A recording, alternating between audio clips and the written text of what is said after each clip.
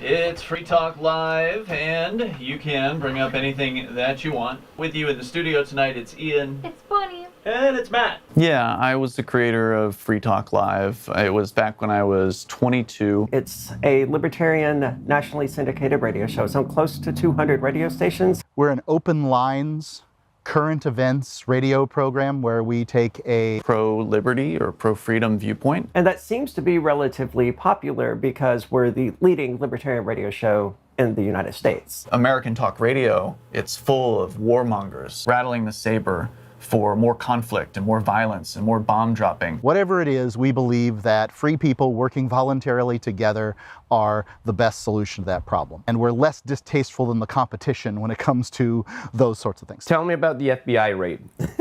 Tell me about the FBI raid. Tell me about the FBI raid. So it was... Back up. You're not allowed in this area. This is a law enforcement area. Hey, don't touch me. Back up. Don't touch me. Back up. Oh, they're going in. Hey, 9X, if you're out there, get over here to Ian's place. They got FBI here. What are you doing? What are you doing? You're under arrest.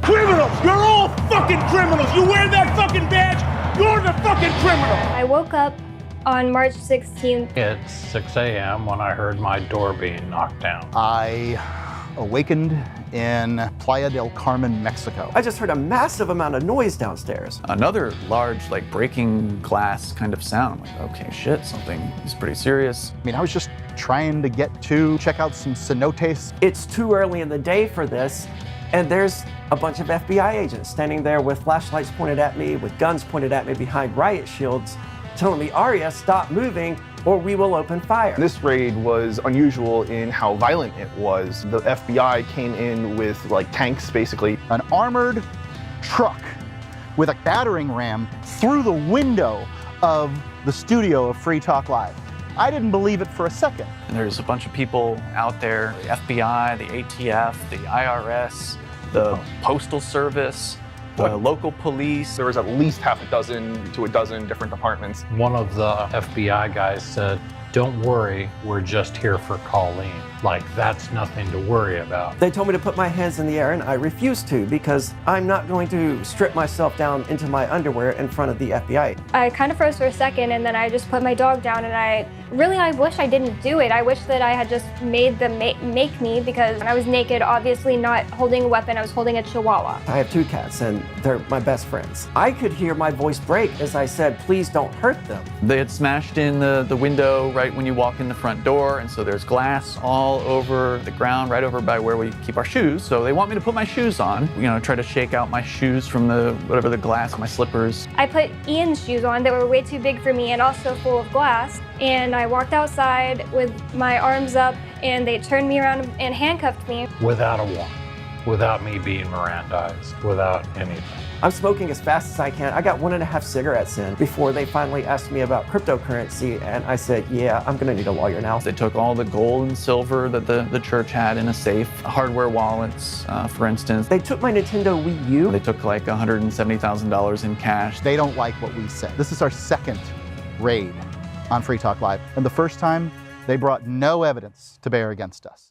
No, I'm a libertarian, so I don't support the state existing. It's a monopoly on violence, and it hurts peaceful people. Ian's a Vulcan. He's one of the most calm and collected people I've ever met. Ian is by nature an activist. He wants to do something to make things better. Even go to jail for doing something right. He's very much against the use of violence to achieve social and political objectives. I thought that it was kind of silly for a man who presumably is quite wealthy to be running around trying to get crypto into the hands of people far less wealthy than he. He's the only person I've ever met more stubborn than me. He's the best boyfriend ever. I mean, it's never fun having an axe over your head, but when I started doing activism, I knew that there were risks involved, and I knew that one of those risks was the government could kill me, and I accept that.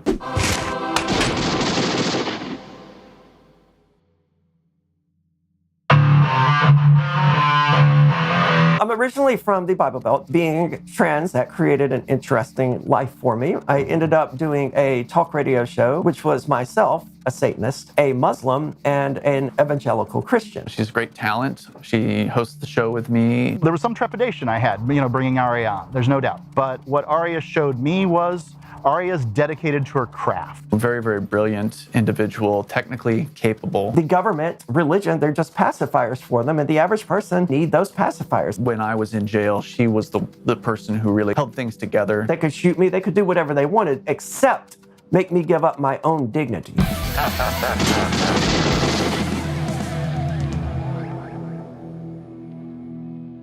And instead of protecting our rights, the government has become the chief violator. Formerly known as Rich Paul, but he changed his name to Nobody a couple of years ago to run for governor, so that way people could actually vote for Nobody. Mark Edge once described Rich Paul as the 7 deadly sins personified. He's a real character, a lot of fun on the air. What has your contribution been to the community? Well, apart from selling some weed, And a brilliant, brilliant man, a brilliant programmer as well. Most of the time he's in a good mood when he's not behind bars. They actually kept Nobody in jail longer than they kept Ian in.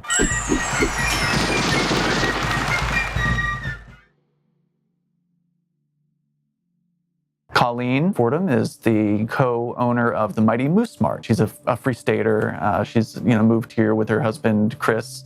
Actually, they got married after the raid. She's, I would say, very innocent, not someone who goes looking for trouble. She looks to help people out. If they were just going after the Bitcoin Embassy, I could see them definitely coming after me because I was a co-founder of the Bitcoin Embassy. Would you switch places with her? If it could get her out of all this, absolutely.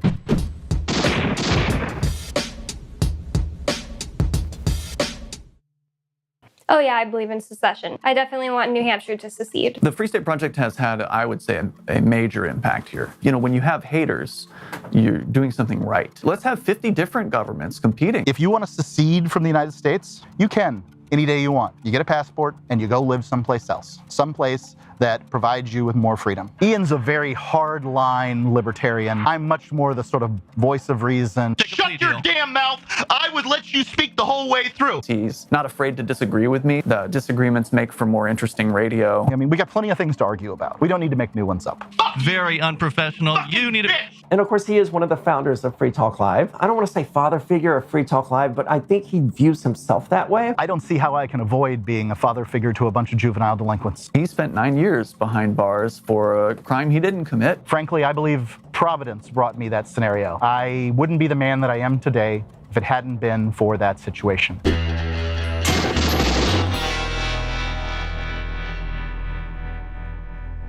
One of the reasons why the Shire Free Church got into helping people connect with cryptocurrency is because we see it as a path to peace. Get more people to adopt it, and we destroy the ability of governments to just inflate the currency as they choose to pay for bombs and stuff like that. Money is the tool of our oppressors in this country. And Satoshi Nakamoto intended to disrupt that. All these big players in the US federal government, they may not understand how the blockchain works, but they certainly understand that crypto is a threat to the US government's money system. And anything that's a threat to that money system must be fought. I am charged with operating an unlicensed money transmitting business. There's conspiracy to operate an unlicensed money transmitting business. Wire transfer fraud. A continuing financial crimes enterprise, which only I was charged with, is a minimum of a 10-year sentence for that one. I didn't happen to do the things that the FBI believes is illegal while working for their banker masters. Helping people get in touch with cryptocurrency, to me, that's not a crime. What is your end goal? Peace on earth.